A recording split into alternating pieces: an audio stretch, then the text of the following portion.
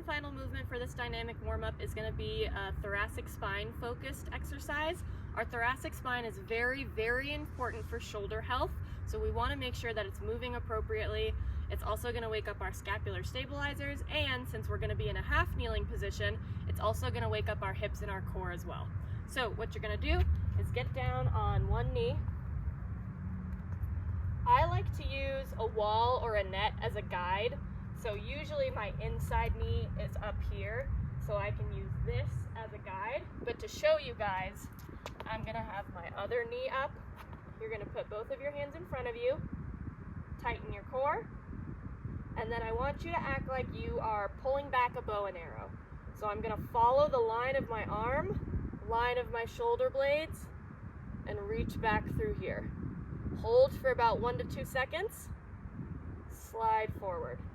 So you can see where using that net or that wall can come in handy just to kind of keep you honest, so that you're not coming way out here. You're staying really close to your body, rotating through that thoracic spine in between your shoulder blades.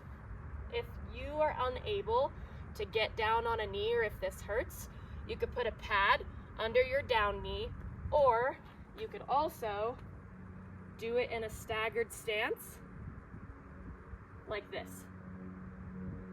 And you're going to do 15 of these on each side.